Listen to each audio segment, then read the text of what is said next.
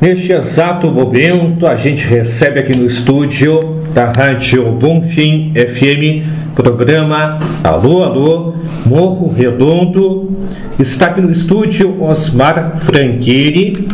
Osmar, que é o vice-presidente da Rádio Bonfim, e onde surgiu, inclusive, o programa Alô, Alô, Morro Redondo. E o seu Osmar, então, vai nos falar hoje, excepcionalmente, muito importante, sendo lançado o livro Memórias e Histórias da Minha Vida, Morro Redondo. Seu Osmar, então, inicialmente, muita satisfação recebendo o que era o titular quando surgiu o programa aqui pela Bonfim, e depois também teve um fato marcante onde surgiu um museu da nossa cidade, né? Exatamente. Então, são alguns fatos marcantes até para conhecimento da comunidade, né? Sim. E a gente, depois de um tempo, fazendo o programa contigo, depois a gente assumiu o programa aqui na emissora como titular. Mas você que começou esse programa. E nos fala, então, como é que surgiu essa ideia, seu Osmar, de lançar este livro, Memórias e Histórias da Minha Vida. Boa tarde. Boa tarde, Jones. Boa tarde a teus ouvintes. É com muita satisfação que eu estou aqui, né, para fazer o lançamento desse meu livro, que já era uma ideia antiga, né? Eu que fui titular desse programa há muito tempo, depois eu sofri aquele acidente e o Jones assumiu o programa.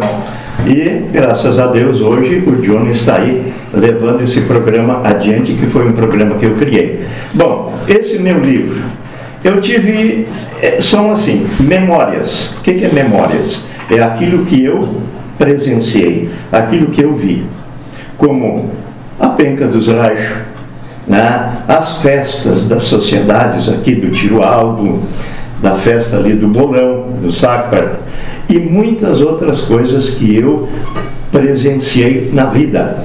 Então, isso tudo é memórias. E também um pouco da minha história assim de vida, que eu fui uma pessoa que perdi minha mãe muito cedo. Eu perdi a mãe com 2 anos de idade. E aí eu fui criado pela avó materna, e depois a minha avó materna foi morar em outro lugar, e eu fiquei então com meus tios, com a minha tia, né? Eu fui muito assim... apanhei muito na vida, né? Apanhava cada tunda de laço, às vezes por nada, né? Mas o respeito era grande. Tu sabe que quando uma pessoa estava, 2 pessoas conversando, era só olhar que eu já sabia que eu tinha que me retirar. Então isso tudo são histórias, são coisas muito boas que a gente aprendeu na vida. Eu aprendi a respeitar, não como hoje que a gente ouve as crianças dizer não para os pais, mandar eles sabe aonde, né? Muitas vezes, e não acontece nada, porque hoje tu não pode dar uma criança, tu só apenas repreender, e a repreensão não adianta nada. É importante, né, relato aí, contando, né, sua história de vida, e você foi anotando essas informações. Como é que foi para fazer essa montagem do livro? Como é que foi para te assessorar nesta etapa, Osmar? Muita coisa está gravada aqui na cabeça, né? E depois eu fui passando para o papel, né? E aí eu fui passando por papel, e do papel então surgiu esse livro aqui. E quem é que colaborou contigo, Osmar, para poder contar essas histórias aí? Eu tive colaboradores, tu sabe que eu tive aqui apoiadores, como o Shopping Jacarandá, a família do Rui Brizolara, Restaurante Point Bar, Marcos Franchieri, meu filho, que me ajudou também, Feder Granitos e Mármores, que é a firma que eu represento lá de São Lourenço, e Rações Princesa, e o Diocélio Riekel, né? Esses foram os meus apoiadores que eu consegui fazer esse livro. Importante, então, esses colaboradores aí. E você também teve a gráfica que fez a produção do livro, né? Foi lá em São Lourenço, uma gráfica lá que são meus conhecidos e eu fiz esse livro lá com eles. Esse livro, então, ele tem uma introdução, depois tem a parte da família, sim, tem a parte dos trabalhos e os pensamentos finais, né? Exatamente. Então, um livro que possui... são 40 páginas, né? É um livro pequeno, mas eu ainda tenho a ideia, e bem breve vai surgir a segunda edição, mais detalhado, as histórias que eu conto aqui, mais detalhado, porque tem muita coisa que ficou fora, né? Como eu não sabia bem a história do cemitério de Pasto Valdez, mas agora eu sabia que ali surgiu uma matança e aí surgiu o cemitério de Pasto Valdez. Mas agora eu sei, no próximo livro eu vou contar. E aí tem muitas histórias, como por que Santo Amor, por que Açoita Cavalo, por que Morro Redondo, e são todas coisas que eu ouvi quando eu era guri. Porque surgiu isso, e isso ficou na minha memória e eu coloquei aqui no livro. É importante esses registros aí dessa parte histórica da cidade, também da tua vida que você vivenciou, e muitas coisas se tem conhecimento através de alguma foto, algum objeto que estão no museu. Sim. Então é importante essa colaboração das pessoas aí. Que nem eu perguntei esses tempos atrás aí, antes da emancipação do município, se tinha fotos daquelas reuniões da época, porque teve várias reuniões, né, para poder depois ter a votação das pessoas a favor e contra, né? Porque nem todo mundo foi a favor da emancipação. Mais ou menos 80%. Mas eu digo assim, esses registros, eu ainda não vi essas fotos, né? E às vezes alguém tem essa foto, ela vai se perdendo com o tempo. Claro, se perde com o tempo. E era importante, né, de se resgatar, né? Eu quero lembrar assim que o próximo livro ele vai vir ilustrado. Ele vai vir com essas fotos da cancha dos raios. Ele vai vir com as festas, onde eram as festas do bolão, era a festa do tiro-alvo, que era uma coisa importante naquela época. E o campo, onde era o campo do índio aqui, onde é a Praça da Emancipação, aqui tinha uma cancha de carreira antiga e do lado tinha o campo do índio ali também, aqui. Então isso tudo está na minha memória e a gente colocou aqui no livro. É importante esse resgate, né, desses locais aí, como é que era antigamente. E as pessoas, quem sabe, até pode colaborar contigo conseguindo fotos também. Fotos antigas, eu gostaria muito assim, se alguém tivesse, né? Porque eu já conversei com a Raquel Miller, eu já conversei com outros, com a Elda Cantarelli, e eles têm aquelas fotos antigas onde era o comércio do Bubi, Chão, antigamente ali no Cantarelli, hoje é Ferragem Cantarelli, né? Ali também tinha, nos Miller, tinha um grande, nos FIS, onde era um grande comércio, e eu vi com meus olhos, quando vinham os granjeiros, que está escrito aqui no livro, quando os granjeiros iam para as granjas, os empregados iam para as granjas, né? Aquilo acumulava carroças e carroças de gente, carretas, iam tudo para as granjas, e nada era mecanizado na época, tudo era com ceifa, com foicezinha colhendo, não tinha ceifa, era tudo colhendo com foicezinha, amarrado em feixe, isso eu escrevo aqui no livro. E lembrando, seu Osmar aí, trazendo a conhecimento aqui, a dona Lídia Gates está nos ouvindo, acompanhando aí, ela disse que se lembra do seu Osmar Franchini fechando lata na Minuana. Exatamente, ela era a pessoa que botava tampa na lata. Eu tenho foto lá em casa disso aí.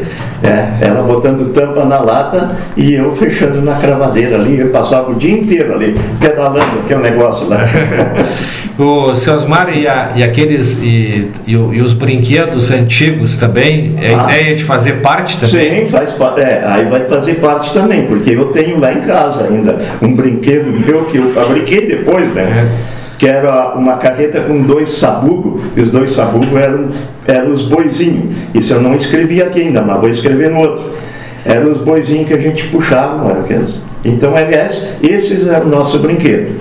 É importante, né, esse contato e as pessoas também vão ter uma alegria, né, de ver suas histórias sendo mostradas através do livro. Sim. Isso fica registrado, né? E a memória que não se apaga, né? Eu tive no internato em Bagé 4 anos, num colégio agrícola.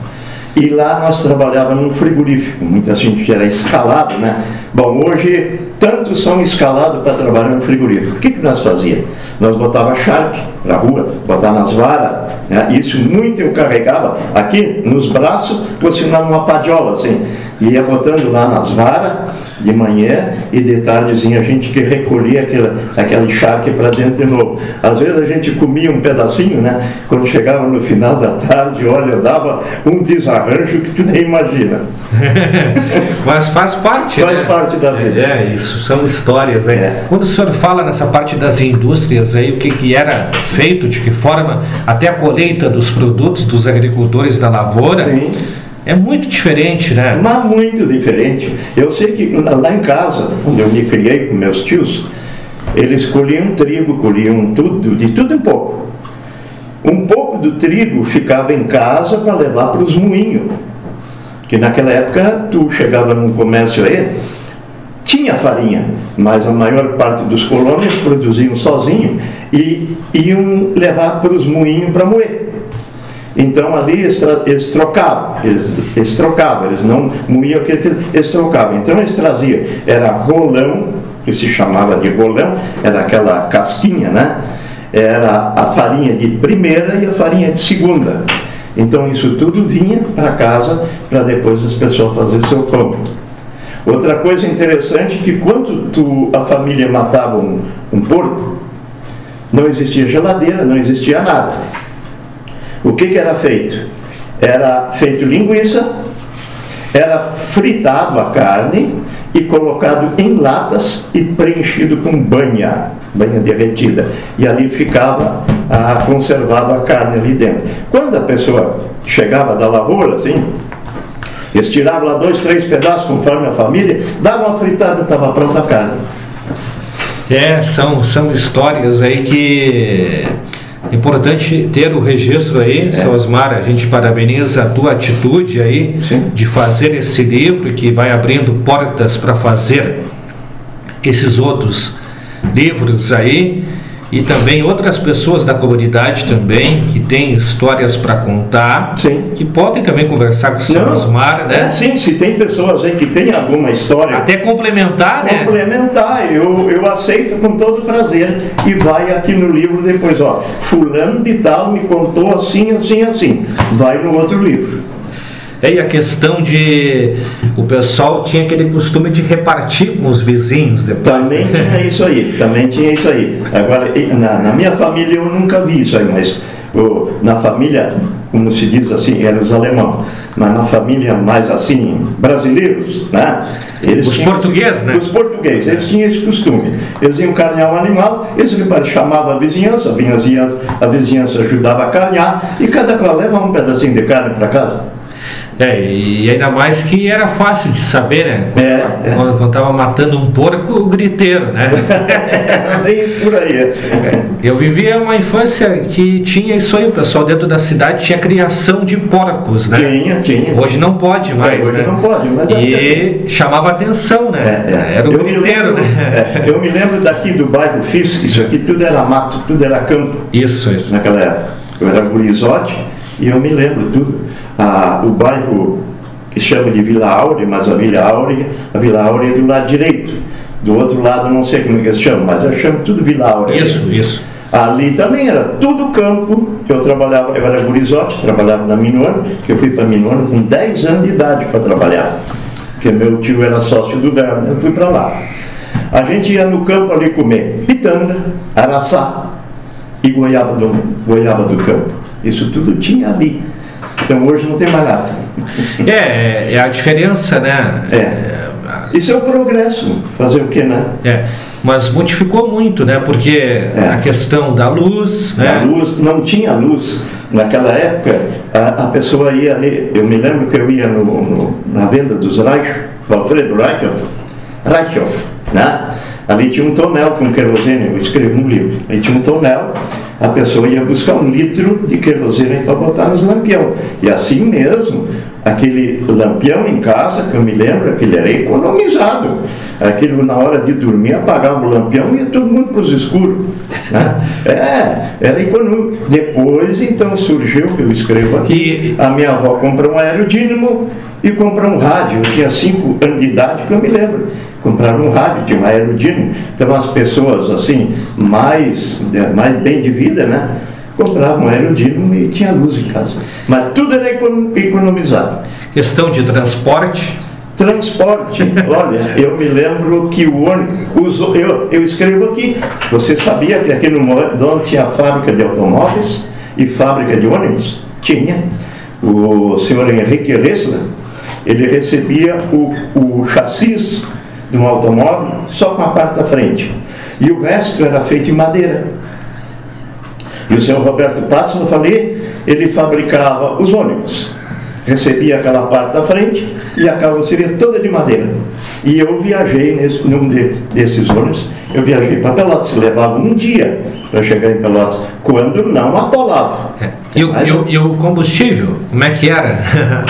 O combustível na época era escasso. Depois houve aquele problema na época da guerra, isso aí eu não escrevi, que aí tiveram que usar o nitrogênio, como é que se diz, né? Nitrogênio não é bem assim, aquilo que eles usam para soldar aquela pedra, né? Para fazer oxigênio, não. Tinha uma pedra assim que tu bota dentro d'água e ela começa a ferver. Eu não me lembro o nome daquilo. Aquilo era para abastecer os carros, os automóveis para andar, porque não tinha gasolina na época da guerra. E também a forma também que o posto de combustível também, para abastecer os veículos também, tinha a evolução, né? A evolução. Eu sei que no Alfredo Reichoff tinha uma bomba, nos FIS tinha uma bomba e nos Cantarela também tinha uma bomba. E aquela bomba, tu tinha que manivelar ela para a gasolina ir lá para cima. Tinha um recipiente de 20 litros e ali, eu quero 10 litros de gasolina. Então eles bombeavam 10 litros de gasolina para cima e colocavam dentro do carro. E importante essas informações aqui, registros, então. A dona Lídia está nos mandando algumas mensagens aqui, né? O tio Henrique, que fabricava ônibus, né? Isso. O Germano Bals também fabricou o primeiro ônibus que fazia linha para Pelotas. Então ele fazia a linha daqui do Morredão para Pelotas, Germano Bals. E o seu Roberto Passos, que fabricava junto com eles ali. Vai ter foto disso aí também, a dona Lia vai me conseguir foto disso aí. E a questão da fábrica de fumo, empacotando o fumo e fazendo as cordas de fumo para fazer o fumo Condor. Exatamente, isso eu trabalhei na fábrica de fumo também, porque era do Verno Kuhn. Então ali tu sovava o fumo conforme a fortidão do fumo, né? Vamos dizer, o fumo Condor. Aí tu tinha que botar mais corda, mais essa corda de fumo em rama, né? Para dar mais força, como é que se diz? Ficar mais forte o fumo, né? O naval já era diferente, o fumo mais fraco, já não levava tanta corda. E daí por aí tinha o picadinho, tinha tudo isso aí. Questão de comunicação, telefone, manivela? Telefone era manivela. O único telefone que eu me lembro que tinha era nos FIS. Porque ali o seu Erico FIS, ele tinha uma espécie de um correio, né? Onde ele recebia as cartas. Era telegrama, né? Era telegrama também. E ele recebia as cartas, ele passava telegrama, aí tinha um telefone lá, tu tocava a manivela, ligava para a central que ficava lá na hidráulica. Lá na central eles conectavam ali no aparelho, porque eu vi lá, porque quando eu morei na hidráulica, eu ia lá pedir para ligar para Pelotas. Eles conectavam e aí pediam o número do telefone de Pelotas, o que eles queriam falar. Então era uma coisa bem assim. Bah, que loucura, né? Não, era tudo. Eu fui conhecer telefone celular. Eu morava aqui no Setup já, que eu fui conhecendo telefone, aquele tijolão, te lembra? Eu tenho um, está lá no museu, o tijolão aquele. Índio picadinho? Tinha o índio picadinho, que era feito da cabeça do fumo. Que aquela parte onde o fumo está amarrado, aquilo era feito picadinho. E se vendia muito fumo. Eu participava, nós ia vender fumo para essas colônias fora aí, tu vendia fumo de abraçado. Hoje eu vejo assim, chega um vendedor de fumo ali, me deixa um pacote. O outro, me deixa dois pacotes de cigarro, ou meio pacote de cigarro. Hoje tudo tá diferente. E a questão de fazer a comida, na questão de lavar roupa, como é que era?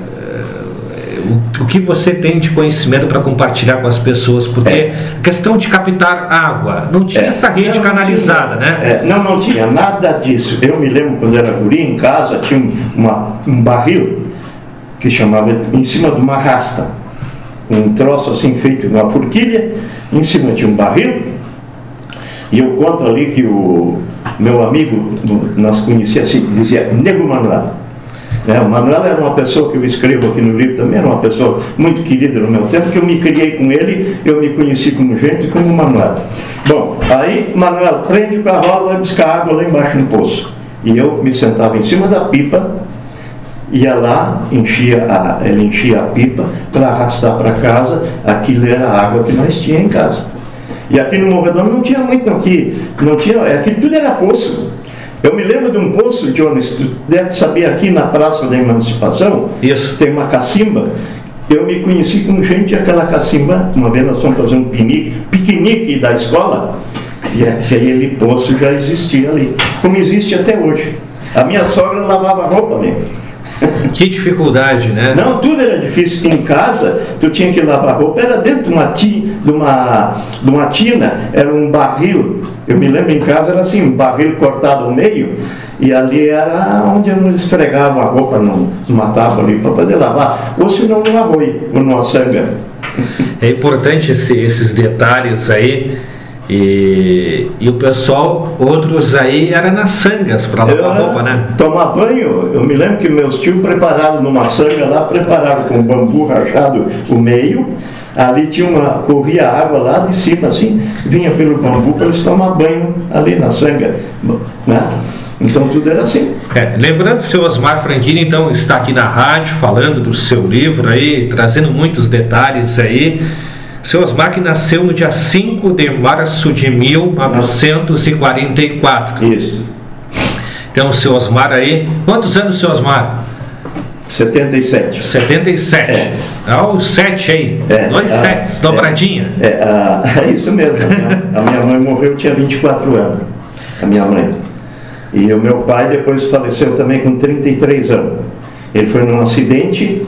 numa carpintaria onde arrebentou o esmeril e pegou na cabeça e matou ele ali.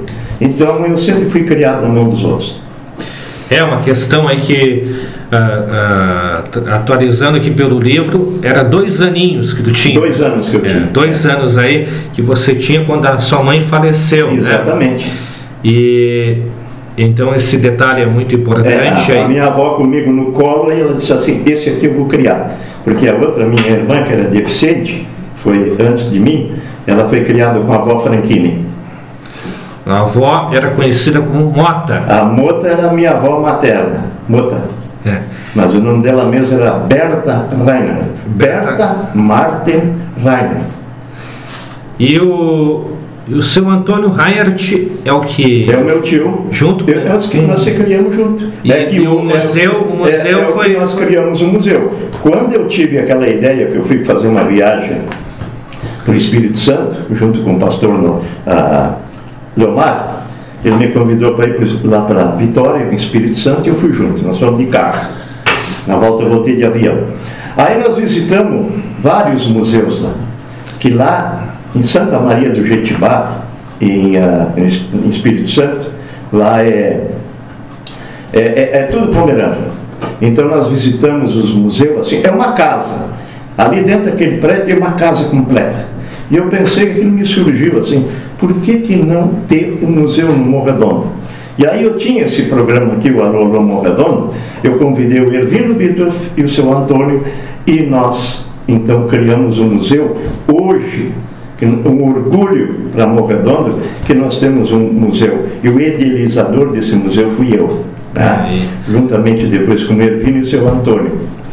A gente fica muito contente, a gente fez uma campanha na época, né, para arrecadar objetos aí, e também ter o registro das pessoas também, contando as histórias. Exatamente. Onde tem objeto, né? E aqui a gente, claro, não vamos ler o livro, né? Mas apenas alguns detalhes aí, como eu comecei falando dessa parte aqui que eu vi do livro aqui, da tua história de vida, da família. E você já inclusive citou ali no livro o caso do cemitério novo da comunidade São Domingos, hoje conhecido por a comunidade Advento. Tem até o nome da primeira pessoa que foi sepultada. Está lá no meio do mato, lá onde mora o seu Almirante, para cima, assim, seu Almirante Lentlin, ali está no meio do mato ali. O cemitério ali com o nome dessas pessoas que estão aí. É importante, ali tem o registro no livro, né? A fundação do Advento, isso tudo eu sei, está tudo registrado aqui no livro também. Eu só no outro livro eu vou pegar o nome, eu quero pegar o nome, se existe ainda lá nos registros do Advento, o nome das pessoas que construíram a igreja do Advento. Esses fatos históricos aí, claro, questão de igrejas, questão de locais que foi salões de festa, né? Clubes sociais, a parte dos filmes aí também, né? Sim, tinha o cinema, isso aqui eu não escrevi, isso me passou também, sobre o Cine Recreio Familiar. Ali era um salão de baile chique, tu tinha que entrar lá de gravata. Como nos outros salões também na época da década de 30, 40, as pessoas tinham que ir de gravata. E se tu não tinha uma gravata em casa, eles tinham para te emprestar. E os cinemas, aquilo era quartas e sábados, e domingo parece também. Então vinha um cidadão de Pelotas e passava os filmes aí.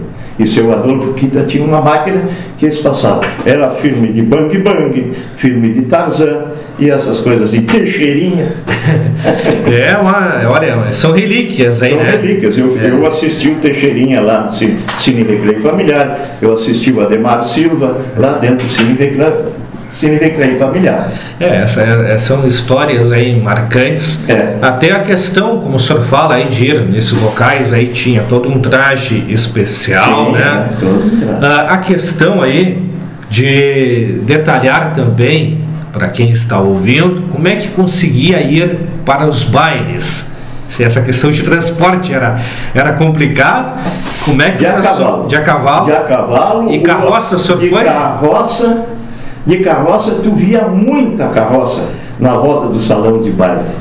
Aqui no Recreio Familiar. E para deixar esses animais, seu Osmar, depois? Era tudo amarrado pelos matos, cada qual tinha um lugar certo para amarrar os cavalos. Aqui nos lajes tinha lugar certo, no salão dos Bittoff, ali no São Pedro, também tinha lugar para amarrar os cavalos. E assim por diante, né? Amarrava os cavalos. Lá no interior de Canguçu eu soube histórias, eu não sei se são verdadeiras, mas lá chegavam a desmanchar as carroças só para judiar dos coitados. Diz que tiravam as polcas, ali a carroça estava paradinha, eles tiravam as polcas das rodas, naquela época eu já vi sacanagem, né? Tiravam as polcas das rodas, botavam dentro da caixa da ferramenta. Quando o indivíduo, a família, embarcava na carroça, queria sair uma roda para cada lado. E isso eu ouvi falar também. Esses detalhes aí, na minha época, quando eu fui em bailes aí da minha época, acontecia os caras, às vezes alguns, a maioria ia de ônibus, né? Mas só que tinha alguns que iam de carro, né? Iam de carro. Só que acontecia várias vezes a sacanagem, sim, né? Acontecia. Tirava as rodas ali, o aro, e deixava o carro só em cima dos tocos. Também acontecia. E às vezes os amigos iam, na hora do final do baile, ir para casa, chegava lá o como aconteceu um caso do Fuca aí, deixaram sem as 4 rodas sem guiadas. Faziam isso só no toco, né? Às vezes tinha aqueles indivíduos que não tinham dinheiro para entrar no salão, diz, não, você aqui não pode entrar. Então o que ele fazia? Sacanagem. E a questão de brigas, as brigas eram mais feias? Dava muita briga. Eu me lembro da cancha dos Raichos, quando tinha aquelas pencas, né? Eles preparavam os cavalos lá no fundão da cancha, tudo preparado lá, o cavalo não ficava quieto, ajeitava os cavalos, e todo mundo na beira do barranco, na beira da cancha, olhando. Daqui a um pouco só ouvia o grito assim, se vieram, Maula. Aí se vieram. E quando os cavalos chegavam, já fechava o porrete também. Porque, né, geralmente o cavalo que ganhava era aquele menos jogado. Porque tinha muita sacanagem no meio disso aí, essas pencas aí. E a questão do namoro, seu Osmar? O namoro eu vou te contar. Eu me lembro uma vez lá no stand, estava eu e minha esposa sentados assim, tá? E a velha, a dona lá, a velha Stein, ela olhava por baixo da mesa e ia lá bater no ombro da pessoa, respeito aqui dentro. Tinha um respeito tremendo dentro do salão. Eu no salão do Angelino Perobão, muito pouco eu fui, mas lá também. Lá era botado para a rua a pessoa que se passava lá dentro. Se beijar a moça lá dentro, ele ia para a rua. Que loucura, né? Hoje é diferente. Mas são questões, né? Evoluções do tempo, né? Mas, e aquela questão de ter conversa com o sogro e com a sogra também? Sim. Eu fui um que, quando eu namorei minha esposa, quando eu queria namorar, eu perguntei para minha sogra. Quando eu queria casar, eu perguntei para ela se ela me desse a mão da filha dela em casamento, prontamente. Eu sou desse tempo ainda. E o café? Dava café nos bailes. Tinha aquela mesa comprida assim, lá pelas tantas tinha baile. E outra coisa importante que acontecia aqui no cinema era o intervalo. Então o intervalo era assim, tinha uma boneca pendurada lá em cima no fogo, amarrado num barbante. Lá pelas tantas da madrugada, ou de não sei lá que hora, eles abaixavam aquela boneca. Então era a hora da moça convidar o rapaz. E aquilo era interessante, tu ficava assim, espichando o pescoço por cima. Será que ela não vai vir para me convidar? Mais ou menos por aí. São detalhes aí, fatos interessantes aí. E eu gosto bastante de ter conhecimento desses fatos aí. E essa parte valoriza a cultura da nossa cidade, até para os mais novos aí, de saberem como é que era antigamente. Sim. O Flávio Almeida mandou um abraço para ti aí. E parabeniza pelo livro, né? Isso é muito importante, registrar a história para não se perder. Verdade. E a questão ali das tropas de animais que iam cedo tocada até Pelotas, os cavaleiros tocando. Vinha de Piratini, Canguçu, as tropas passavam por aqui para ir para as charqueadas em Pelotas ou para o Ângulo. Eu sei que um dia desse eu vinha vindo na estrada, eu vinha para a escola, que eu vinha lá do fundo da cancha dos Raichos, para a escola aqui na Escola Brasil, hoje Bonfim ali. Aí vinha um tropeiro na frente e me gritava assim, guri, vai pro mato, porque os bois são bravos. Eu ia pro mato assim, me escondia na capoeira, os bois passavam, aí podia ir embora. Naquela época a coisa era bem diferente. São detalhes aí que se modificou. Inclusive essa questão de ter estrada, hoje tem fácil acesso às propriedades. Hoje tem estrada muito boa, antigamente não tinha isso. E o jeito que era para fazer as estradas também, né? Antigamente o pessoal ia para a estrada, as carroças atolavam. Ali na hidráulica mesmo, meu tio me contava, o Augusto Kita, me contava ali que as carroças atolavam. Aí tinha que descarregar a batata, laceou lá, para depois desatolar a carroça e seguir viagem. São vários fatores aí que se modificaram. Sim. E o museu foi um grande fator criado aqui na cidade, porque a gente presenciava os encontros do museu e sempre era trazido algumas temáticas diferentes, né? Alguns produtos para as pessoas, eram convidados através da rádio, as pessoas a irem lá para contar as histórias. Nós temos muita coisa lá no museu, muita coisa que a gente não pode mostrar, porque não é porque não pode, não temos espaço. O nosso espaço que a prefeitura nos cedeu, ele é pequeno, mas mesmo assim, olha, nós recebíamos muita excursão. Aí a gente tinha que estar lá para explicar por que surgiu o museu. Isso muitas vezes eu passei por isso. Só que hoje a coisa está, com essa pandemia que nós estamos, não podemos abrir museu, não podemos abrir nada, está tudo parado. E toda essa questão da produção dos produtos também, das fábricas, as evoluções que hoje se tem com a tecnologia, teve todos os avanços. Isso até era interessante, as próprias indústrias aí também, cada uma, de ter registrado as evoluções, né, dos primeiros equipamentos, quando era produzido esses produtos aí. A questão até da leitaria, para carnear um boi, uma porca, né? Quando eu trabalhei na Minuano, no início, que a Minuano iniciou com fábrica de conserva, o pêssego era descaroçado à mão. Tinha um descaroçador que existe até hoje, eu tenho em casa. Descaroçava tudo à mão e pelado com solda cáustica. E hoje em dia ainda existe a solda cáustica para pelar o pêssego, mas existem as máquinas modernas hoje em dia que descaroçam o pêssego. E naquela época a produção era mínima por dia. Hoje não, hoje dentro de poucas horas eles enlatam milhas de lata. E aí, tem vários fatores aqui no livro que você criou e está à disposição das pessoas para poder adquirir. Inclusive, como você comentou aqui da Praça da Emancipação, o que se era antigamente aqui dentro da vila fez. A Praça 12 de Maio também, ali não era a praça, né? Ali era um paradouro de animais, onde tinha o saco para ter ali na frente que eles compravam. Quando eles vinham com tropa na estrada, eles vendiam e compravam animal para levar para...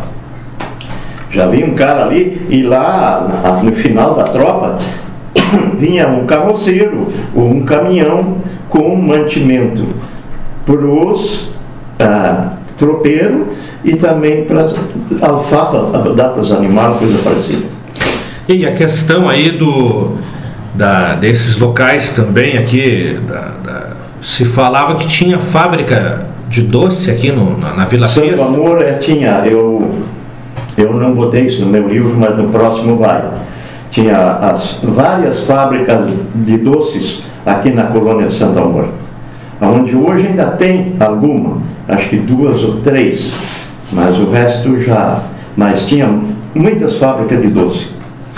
E o coco era quebrado no martelo na Minuano? A Minuano trabalhou com coco, era quebrado a martelo, Nós trabalhava com coco, abacaxi, trabalhava com tomate, para fazer massa de tomate, palmito, nós chegamos a buscar palmito, eu fui junto, lá em Torres, buscar palmito. Eu me lembro dessa questão do palmito aí, que teve um governador, não sei se foi o Olívio Dutra, ou foi não sei se foi o Rigoto, Rigoto não, aquele negócio do ginásio ali, o Brito. O Brito. Eu não sei qual dos governadores que foi, que eu sei que na época o pessoal, não sei se foi da prefeitura, que teve atrás de conseguir o tal do palmito, né?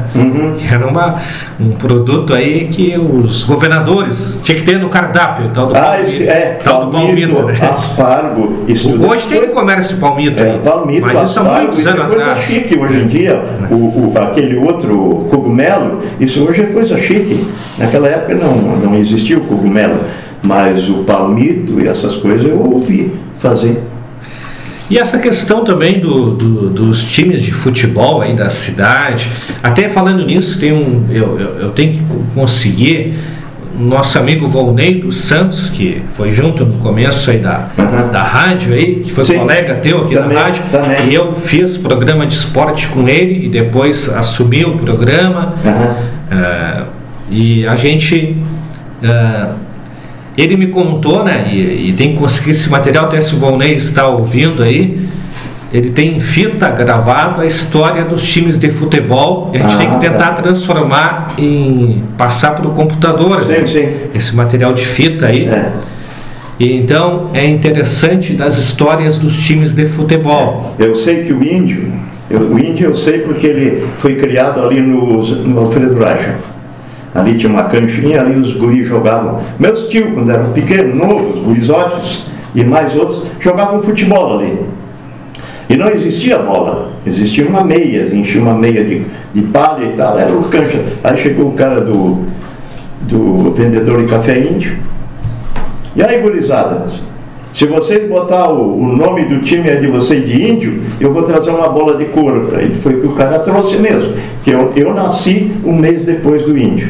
O índio nasceu 6 de fevereiro e eu 5 de março, que eu sei da história que meus tios me contavam. E por ali. Aí eu pedi a história do Independente, mas até hoje nunca me passaram a história do Independente. É isso, quando a gente teve o programa Pergunta da Semana, que tinha a participação do Darcy Candiota, a gente tinha o programa aqui Pergunta da Semana, uma vez por semana tinha uma pergunta, né? E era dado os brindes, a brincadeira, as pessoas para acertar. E aí teve várias histórias aí, como a história onde surgiu o Morro Redondo, né? Morro de origem, né? Da cidade. E aí a gente comentou, seu Osmar, sobre essa questão que o senhor comentou agora, sobre o porquê Grêmio Esportivo Independente. E até a escolha das cores da camiseta, que é tricolor, né? O índio amarelo e preto, lá o Independente tricolor. Uma independência do índio. Que depois mas era interessante, o pessoal que foi ligado ao Independente, de quem é mais antigo, de compartilhar. Saber, né, de identificar de quem é as pessoas aí, que como surgiu essa ideia de criar o time. E por que a escolha do nome do time também, para ser registrado tanto no museu como num livro que o senhor fizer. Eu sei Morro Redondo, porque me contaram, né? Antigamente aqui era conhecido por Encruzilhada São Domingos. Por que Encruzilhada São Domingos? Porque existia o José Domingos de Almeida, que era um proprietário muito grande, fazendeiro muito grande, de Pelotas até Piratini, até a divisa de Piratini. Depois ele foi vendendo essas terras tudo, aonde aqui depois ficou encruzilhada, aqui onde é o Sicredi, aqui é Encruzilhada São Domingos. Mas eu conto no livro que me contaram que vinha um tropeiro de Pelotas, vou contar, né? Vinha um viajante de Pelotas numa carreta e trazia um guri junto. E o gurizinho perguntou: pai, onde é que nós vamos ficar hoje de noite? E o pai dele disse assim: ó, lá, tá vendo aquele morro redondo lá? Lá nós vamos ficar. E aquele pessoal que estava de noite ali na venda, porque de noite era hora dos colonos se juntar nos botecos para beber um estrago bom, né? E fazer umas compras. Aí o cara ficaram assim: Morro Redondo, lá no Morro Redondo. Isso lá pela década de 1900 e pouco. Osmar, o relógio que está simbolizado, desenhado aqui no livro, é o relógio que você tem lá? Mais ou menos parecido. Isso aqui foi ideia da gráfica mesmo, que botou aqui esse relógio.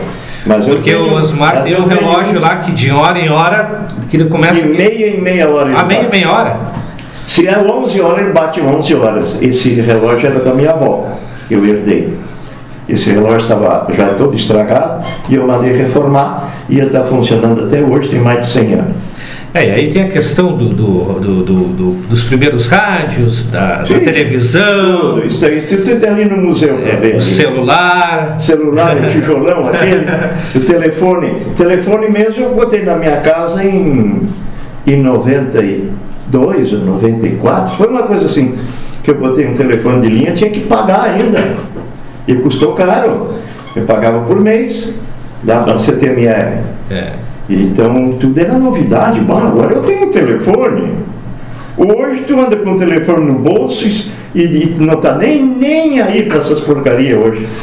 E a questão também que eu vejo ali que você citou a Bíblia também, né? Sim. A Bíblia também, né? Isso é uma relíquia também. É uma relíquia. Né? Porque muitas pessoas não tinham, né? A Bíblia, né? Não tinha, não. Eu não me lembro quando eu era pequeno se tinha uma Bíblia em casa. Isso eu não me lembro. Eu só sei que eu ia muito com a minha avó para a igreja. Nós ia de carroça. Nós vinha lá do fundão, aqui no Advento, de carroça. E aquilo tudo era carroça amarrada ali na volta. Cavalos amarrados ali. São tudo evoluções. Essa questão da própria bicicleta, né? Bicicleta, na época, eu me lembro de um cidadão, quando eu era guri pequeno, ele fez uma bicicleta de madeira. Se chamava, hoje o apelido dele é Furão, Monza, lá. E parecia com uma bicicleta de madeira que eles fabricavam.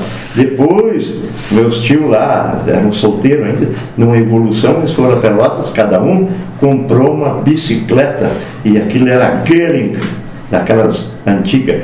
Antiga não, na época era e se pagava caro com uma bicicleta na época. A gente quer agradecer a tua participação aqui na rádio, seu Osmar, a disponibilidade de vir até a emissora conversar com os ouvintes da rádio, falar um pouco do seu livro. Certamente muitas pessoas vão te procurar, seu Osmar. Sim, com certeza. Pessoas querendo compartilhar fotos antigas, conhecimentos. Fotos antigas eu aceito. E algumas histórias também, né? Para se registrar, né, seu Osmar, para ser colocado o nome junto, a citação, a gente vai colaboração. Colaboração, né? Quem quiser contar. Isso é importante. E esse livro aí, você lançou, um preço bem acessível, né? R$10. E o pessoal pode adquirir contigo diretamente? Comigo diretamente. Porque eu tive apoios, né? Então, com esse dinheiro que eu estou arrecadando desse livro, vai ser para o outro, para pagar o outro. Isso é um projeto, né, que o senhor aí está fazendo, né, de coração, né? Eu faço isso pela boa vontade que a gente tem. Eu não vou ganhar nada em cima disso aí, é só para a história mesmo, porque eu gosto disso aí. Isso é importante, então, e o pessoal que queira colaborar, né, contigo, seu Osmar, pode se tiver colaborar, quiser me apoiar para o próximo livro, a gente está à disposição, porque o próximo livro não vai custar esse aqui, né? Porque esse custou barato, cada um, né? Porque eu mandei fazer 100. E no caso, esse aqui, ele é com parte escrita. Só com parte escrita. E aí quando tem fotos aí... Ele é mais caro, mais caro para fazer. E dependendo de alguma situação, ele é todo em preto e branco, em preto e branco. Isso é interessante que você fez em preto e branco, seu Osmar. Por causa da memória. Com coisas antigas. E o outro que eu vou fazer também vai ser preto e branco. Isso são características da história, né? Eu li um livro muito interessante, esse tempo que o Diocélio me emprestou. Ele fala sobre essa revolução que houve aqui, da Coxilha dos Campos para cá, até Pelotas, e aquela história toda, daquela casa velha que tem ali, como surgiu o cemitério de Pasto Valdão. Então, esse livro que o Diocélio me emprestou é fantástico também. Até ontem eu conversei com ele, eu quero um livro daqueles. São fatores importantes, ainda mais hoje com o uso das tecnologias. Acaba se perdendo essa... Se perde a história. E até o interesse das pessoas de ouvirem um pouco da história, de como é que surgiu cada cidade, o que se tinha. Aqui nessa área onde está povoado de casas, onde é o bairro Fis, é a Vila Áurea, é o centro da cidade, lá a parte alta, lá onde surgiu o morro que deu origem ao município.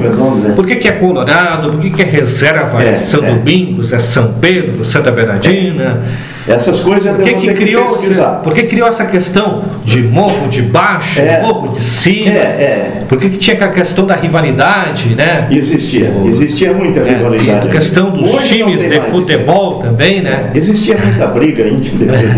Mas, Jones... Mas é isso aí então, Osmar. Eu agradeço a tua boa vontade, que me convidou para vir aqui. Eu agradeço muito. E quem quiser colaborar comigo depois com histórias, depois a gente está à disposição.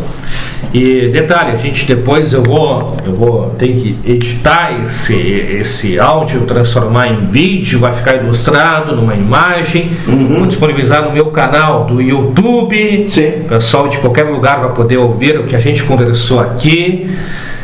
E a ideia é colaborar, seu Osmar, surgir, quem tem conhecimento desses fatos, quiser registrar tal fato que se lembra, né?